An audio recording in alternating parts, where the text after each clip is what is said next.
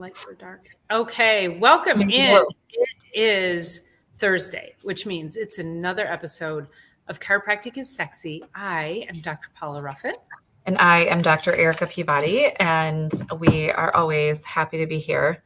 Even in the midst of like chaos in a week, it's like it's become such a grounding point, which I love that for us, and I love that for anyone who's listening. Absolutely. And of course, our topic today is the overstimulated child, which everything we're going to discuss today translates into the overstimulated adult as well. Right. And all the way down truly to the overstimulated infant, because they're just picking up on whatever is in and around in their world, which is overstimulation just in general. Yeah. And I think this topic, we talked about kids in chiropractic last week, and it's really an important topic to continue on because we're in this world of overstimulation for all of us. And I think it's important that we, number one, help everybody recognize what overstimulation actually looks like. I know we're saying that, and we can easily say screens and stress, but when it comes down to just specific things, what does it look like for you in your world? How, as Dr. Erica just said, how's that translating to your kids that maybe you don't even realize there's things in your kids that they're picking up on your cues from overstimulation? It's a whole downstream effect.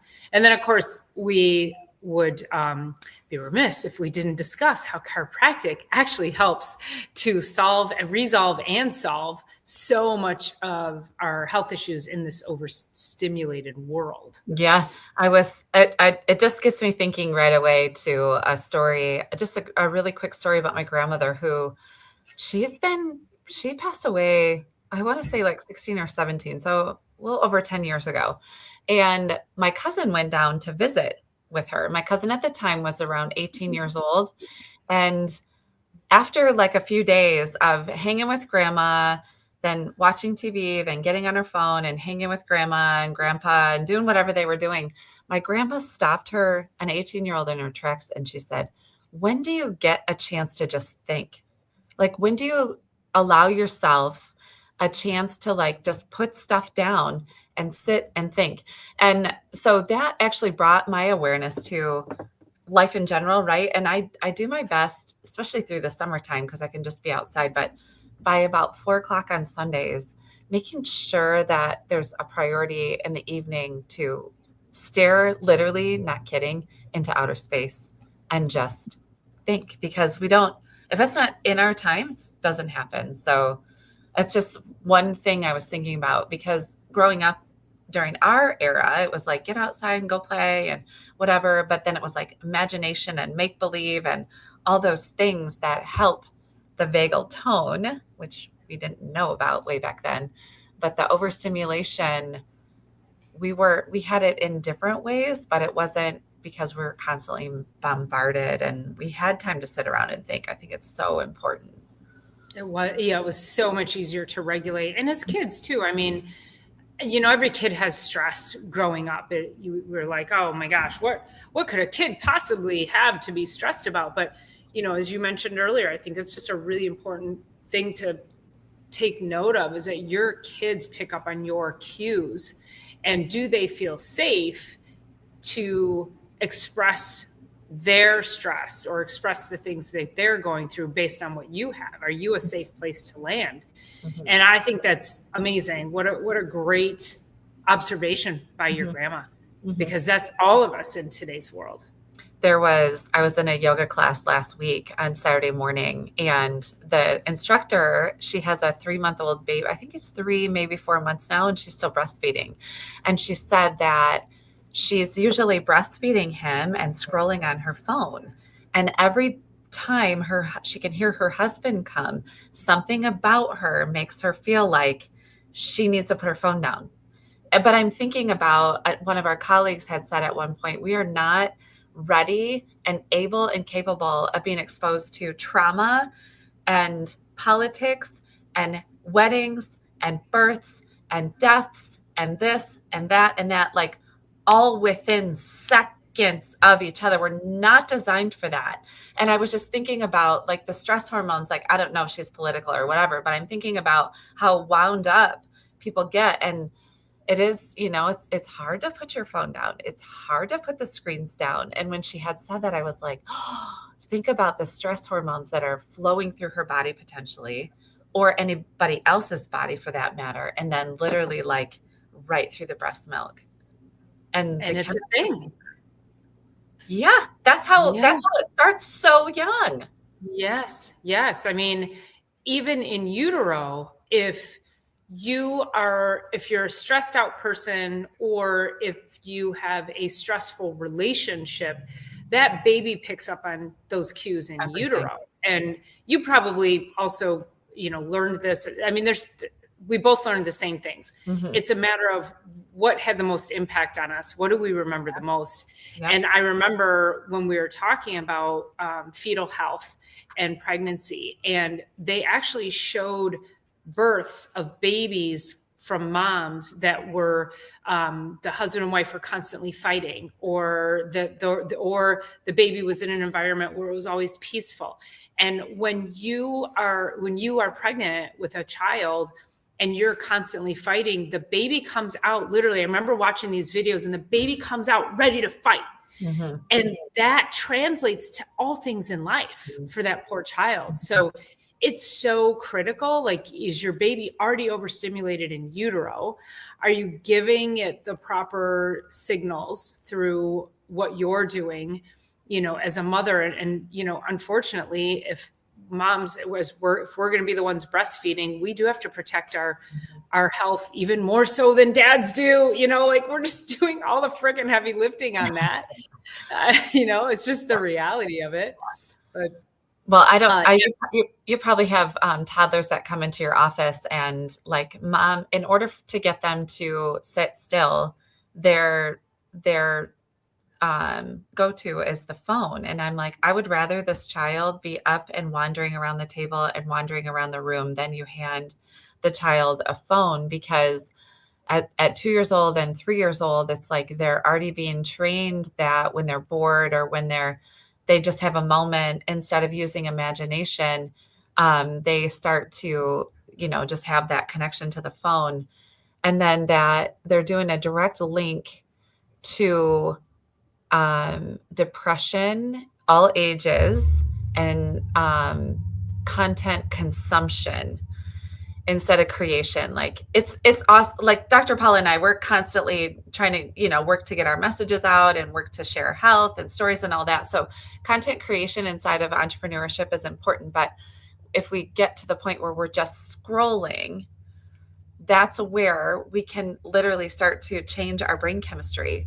And we have to start to shift that. And it's a dopamine hit, it's a neurotransmitter down, it's all the things, right? And we have to be really conscious, and especially super conscious, and put limits and boundaries around it for those that can't make those proper choices, because even we can't make those proper choices.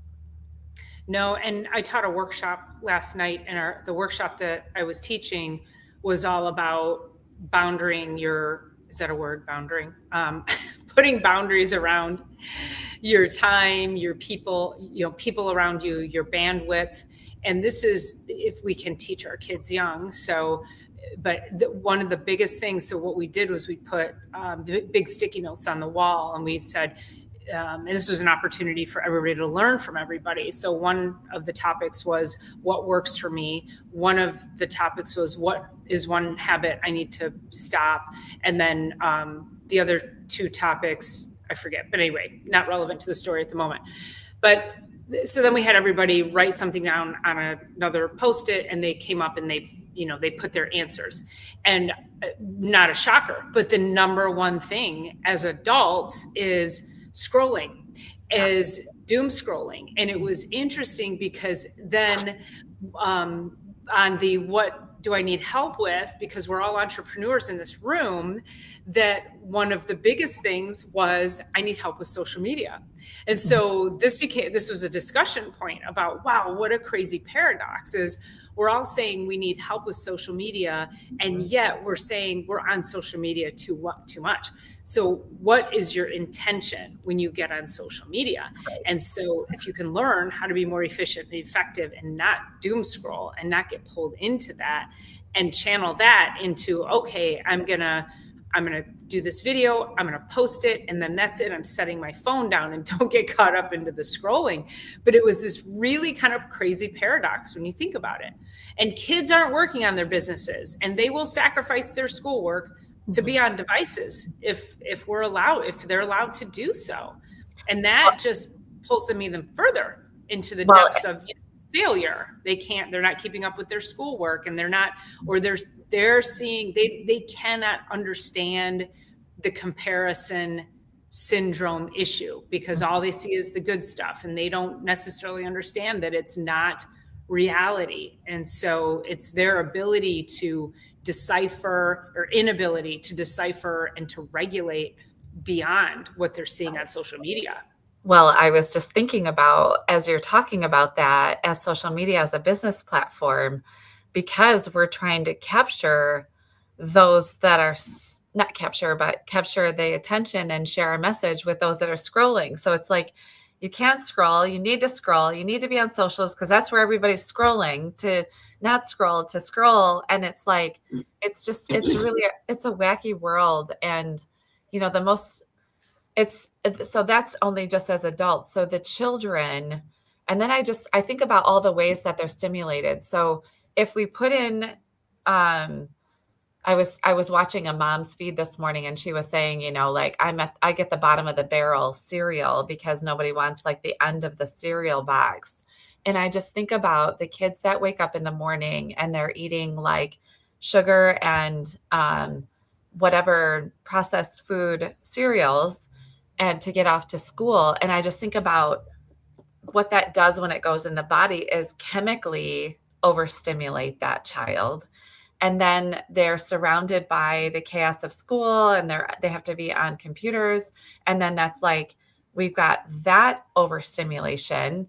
And then when you have a phone and you never put that down, we have that overstimulation. And then we have sports in between, and maybe some arguments with siblings, and then not enough sleep. And then we get up and do it day after day after day, week after week, month after month, and year after year. And it is truly a recipe for disaster. And I talk to the kids as they're leaving the office, especially the like teenage athletes. And it's like that feeling that you get after you get adjusted, that Control Alt Delete for the entire nervous system. When you leave here, see if there's something, you go for a walk around the parking lot. That's why I usually tell them, go walk around the parking lot, walk around the block. But I'm going to put signs going out the door down the sidewalk that just says, take yourself for a walk after your adjustment. Like, give your nervous system a minute to not then go back to the fast food restaurant and the next sporting event and the phone in the middle again, because it's too much. It's way too much. And let the adjustment give you bandwidth, but then don't like crowd it back out because you have more bandwidth. Yeah. And I'm looking at Lily's message about a couple of things she said here, was that front porches used to be a place that you could sit and relax and let your day, process your day. You really see porches on new builds. And while that's true, if you think about it though, it's more of the backyard. So think about it. Older homes back in the day, it was the front porch, and you had more connection to your neighbors, and you said, hey neighbor, and everybody took a walk and everybody chatted. Well, now we all spend that time in our backyards. And if you're like me, I do go back there and I will just sit in my garden, as beautiful as it is. And I just take it in, and I take in the flowers, and I don't have my headphones on. And so that, in her next comment, when she says it's important to listen to nature sounds and the breeze through the trees and the birds, and so many, I'll say influencers, and they're like, you really, got to get stuff done, and go out and take a walk and listen to a podcast and take a walk and listen to a book. And I'm like, no, Like, don't listen to anything. Stop the input other than what nature is intending. And when you go out and you get in the sounds of nature, and more kids, we need to get more of our kids out. They're slashing recess, and these poor kids can't get outside and get fresh air, and you need to connect with nature. That's a whole grounding scenario that helps regulate and reset your nervous system. And you won't do that if you have a book in your ear or music or a podcast. Like, you can take 30 minutes to completely detach and re-regulate. And that will make you so much more productive in the rest of your day. And if we could just take even the high school kids and make them go for a walk around the track at lunch.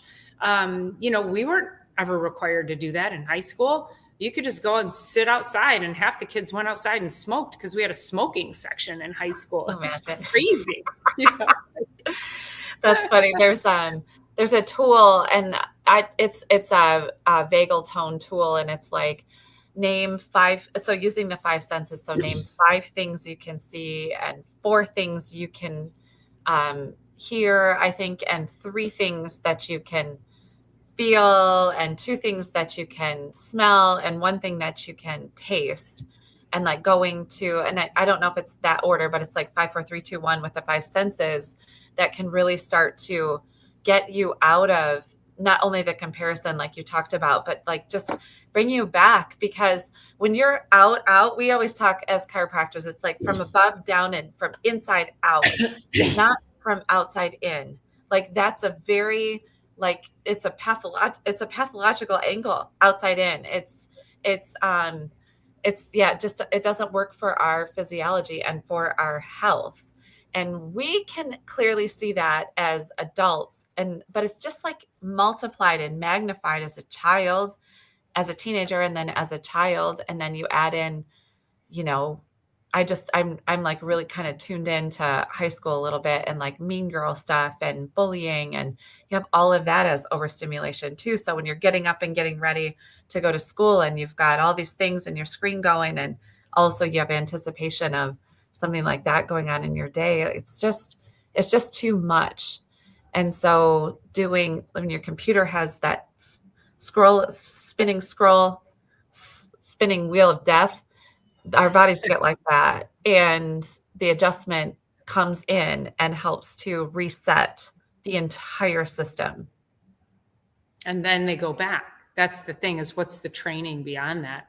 Yeah. I have a friend of mine that has a 12 and a 14-year-old, and she manages screen time. She is just a hawk about it. And every day it's a battle, even though the kids know that there's this boundary around screens, and they're continually asking for more.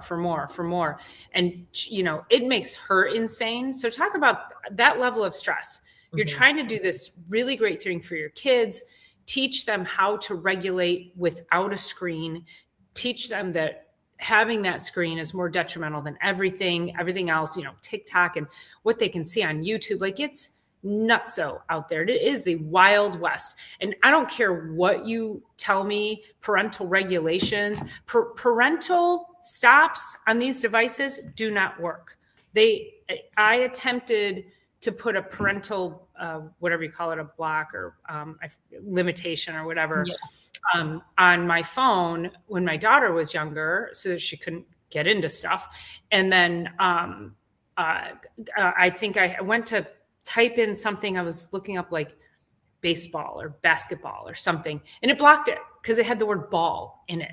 And I was like, that's how we're going to do parental regulations? Like, mm-hmm. I can't say ball. What? Yeah. So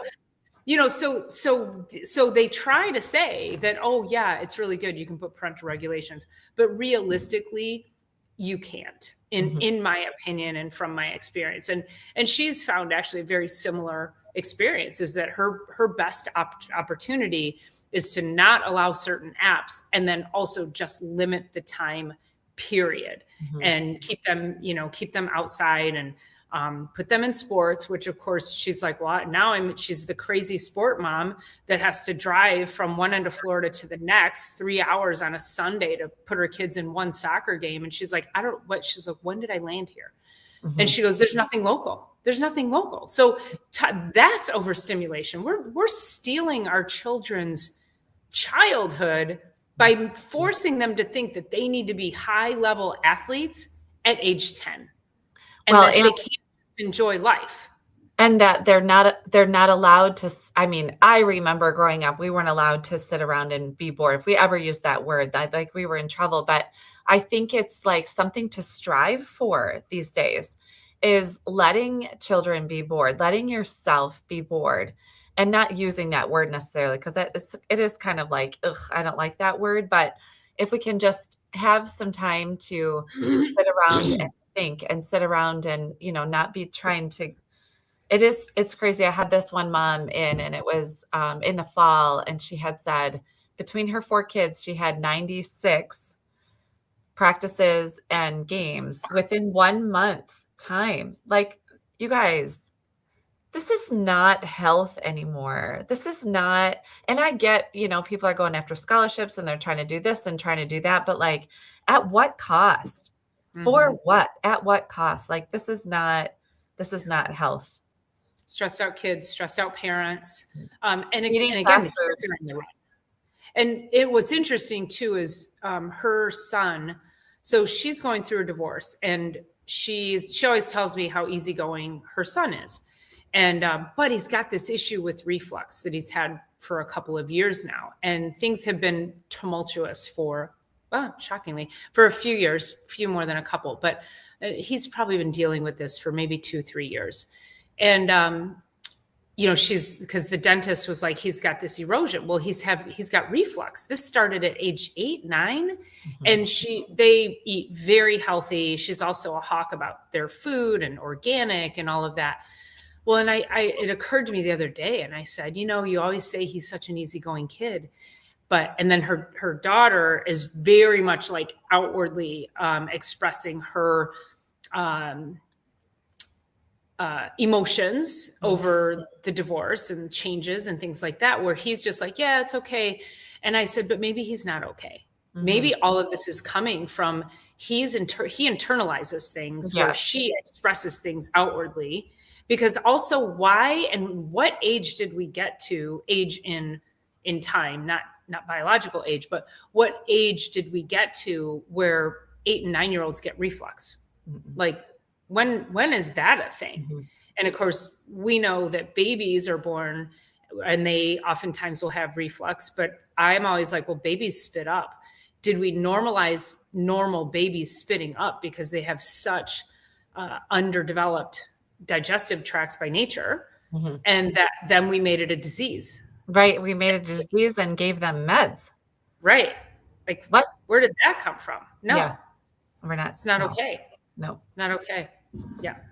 So we see, and I've shared this story before too. It's like, so I worked for a chiropractor. I ran her office in Alaska when I was up there for 3.5 years for my undergrad. And we had it was 2 moms, and they adopted 5 children, and they would call the office, hey, can we get in for our attitude adjustments? And that's really what it is. It's like, take the overstimulation of the world that's then revving up the system. We're all edgy. We're redlining everywhere. And then let's just adjust, get back to parasympathetic, bring it down a level, and get on with not only better moods, but that creates better family dynamics. It creates more bandwidth for the moms. And then, everyone's just better. So again, at this point, if you are listening to us and you are not seeing a chiropractor, like, I'm going to ask you to start questioning what you're doing. Well, and we keep talking about that and how we're not cracking bones. Yeah, no. We are creating an opening in your nervous system that allows you to adapt better to all things in life, physical, chemical, emotional, and what have you. And that because we're constantly living in this fight or flight, this saber-toothed tigers chasing us all day long, how do we get it to stop? Well, we have to slow down. We have to stop running. We have to get our brains and our bandwidth back, reclaim that rest, digest, and repair through vagal strategies. And there's a lot of things that we can teach our kids to do, besides getting adjusted, probably weekly, I would say, and helping parents understand that just because your child doesn't have back pain doesn't mean they don't need chiropractic, because kids will often present more with tummy problems because they have stress that they don't understand how to regulate. They don't understand how to express their emotions yet. And so that can get internalized into digestive issues. Kids have eczema, they have ADD, ADHD, they might have headaches, they might not be good sleepers. And if we go to babies, we've got babies who don't latch properly, and babies who cry and they have colic, and maybe they have chronic ear infections. So babies and kids present with a completely different set of circumstances, but it is all nervous system dysregulation. Right. And those babies then become adults, and then they show up in our offices because they have, let's just say, neck pain. And then as we start to ask questions, we start to unravel things, and they're like, oh yeah, I was a pretty sick kid. Yep, got it. Makes total sense. And all of that builds up until it really builds up. But we want to help people when they're younger. We're going to help you today. No worries about that. But yeah, but think about like kids who have constant meltdowns or outbursts, or these are all signs that the nervous system is just on fire. Bedwetting, anxiety. I can't tell you the number of teenagers that I see that have anxiety. I'm like, why? Like, it just should be normal teenage bullshit that you deal with. But why do we have anxiety so much so that we're putting all these kids on medication? That's not what needs to be happening. They need to be regulating very differently, and seeing a chiropractor, doing things to help that vagal tone, and just unplugging. Mm-hmm. Just stare it into outer space. I mean, literally, that's not zone out and scroll, but just literally like zone out and think about like what's ahead and what's behind, and reflection and all of that. I think about all the teachers. So especially this year, and I don't know what in particular it is about this year, but a lot of the teachers that are in undercare with me are really having very stressful years. Like, they're not really able to teach anymore, and they're looking for their first ability to retire more than ever before, because there is so much dysregulation. So if you have 30 kids in the class, 25 to 30 kids in the class, and only like 3 or 4 of them know how to regulate themselves, like, that is literally what's going on. And I had a high school teacher in the other day, and she's like, I'm like in this class and I'm talking to them and I'm teaching them, and they're like, they look at me and then they just keep talking. They just keep doing what they're doing instead of actually listening. And she's like, as soon as I can get out, and, teachers' jobs are some of the most honorable in all the land, right? Being the ones to be so helpful in the raising and teaching, obviously, of the kids, and the formative years when they're there. And they're just, so many of them are like, get me out of here. Like, I can no longer teach because there's so much dysregulation. But I got to tell you, it starts with the freaking Frosty mini wheats and the Fruit Loops in the morning. And it starts with the screen time so that mom can get ready, like, just get on this screen. And then there's no way to avoid screens in school. Like, we have to be on computers. So then that's regulated for that, even though that's not really that healthy, but it's also not appropriate for the average American to spend 7 hours per day on the TV. Like, what? Where is any time? Where's any margin? Margin is my word this year now. It hasn't quite worked yet. Okay. So I'm looking for margins in my life where I'm not running from this to this to this to this to this. Like, I'm looking for margins in my world. And I want to maybe just even offer that as a word out of this podcast, to just think about, where can you get margins around this event and that event and this drive here and that drive there. So yeah, just something to think about.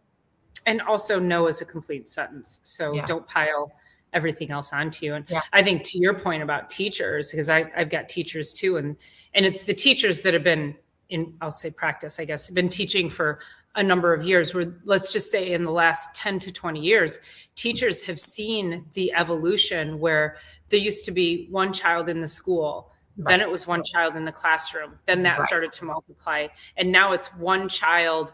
Now, and what I mean is like some kind of child with like neurodevelopmental issues, ADD, ADHD, and then that has actually flipped on its head. And to your point, it's now maybe 2 or 3 or 4 kids in the classroom who know how to regulate, when the whole classroom now really should be special needs. Yeah.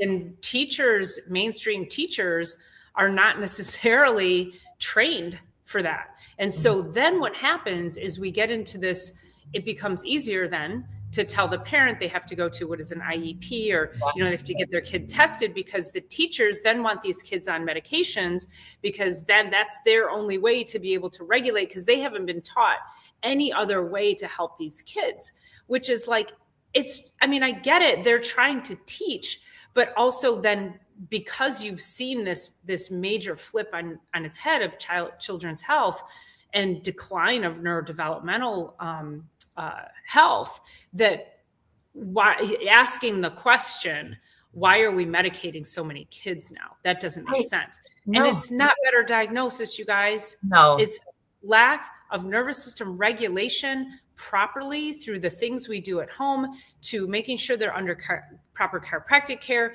to making sure dietarily they're eating healthy. And if they're eating healthy when they go to school, what are they choosing in the school cafeteria? If you're trying to feed your kids healthy and they go to the school cafeteria and they get, Fruit Loops and Apple Jacks and a cookie, that's not lunch. Right. That is not lunch. That is like legalized cocaine. They're literally trying to self-medicate through sugar, hit those dopamine centers. I was thinking about when I look back to my middle school years, it was kind of like when I get to finally make choices of what I'm going to eat, because in elementary school, it was like you're getting pizza today or you're getting a burger. Like there wasn't a lot of options, but then you start going through like an actual line. I would get a cookie and I would get onion rings, and then I would get one of those big fluffy rolls. The ones that are like, you squeeze them down, they become basically dough. And I would pull the onion ring out of the onion, or the onion out of the onion ring, and eat the fried part, and a cookie, and the roll with some butter on it. And like, you guys, especially for a reactive hypoglycemic, I was a really good student, but I had to fight through a lot of it just because I was talking about dysregulated by food. But I know it's atrocious to even think about.